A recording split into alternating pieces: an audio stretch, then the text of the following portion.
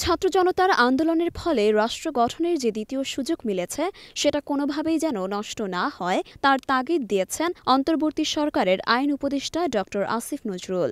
শনিবার সকালে রাজধানীর মিরপুর শহীদ বুদ্ধিজীবী স্মৃতিসৌধে বুদ্ধিজীবীদের প্রতি শ্রদ্ধা নিবেদনের পর তিনি কথা বলেন।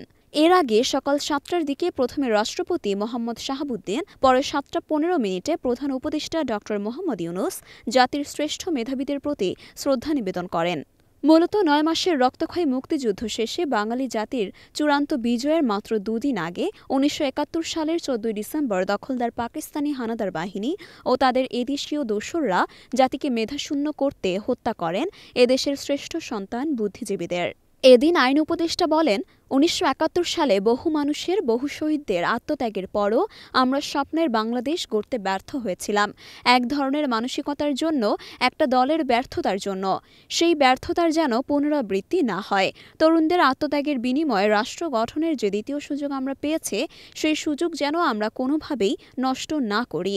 আজকের বুদ্ধিজীবী দিবসে এটাই আমাদের কাম্য। তিনি আরও বলেন, শহীদ বুদ্ধিজীবীরা যে স্বপ্ন, প্রত্যয় এবং দেশপ্রেম নিয়ে সংগ্রামে ঝাঁপিয়ে পড়েছিলেন সেটারই কন্ট্রিবিউশন ছিল আমাদের জুলাই গণ অভ্যুত্থান। আমাদের তরুণরা, ছাত্ররা জীবনের মায়া উপেক্ষা করে গণতন্ত্র, মানুষের অধিকার, বৈষম্যহীন সমাজ প্রতিষ্ঠা ও শোষণমুক্ত সমাজ প্রতিষ্ঠার জন্য লড়াই করেছে।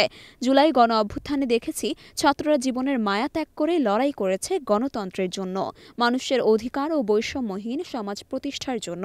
আজকের এই শহীদ বুদ্ধিজীবী স্মৃতিসৌধে এসে তাদের কথাই মনে পড়েছে।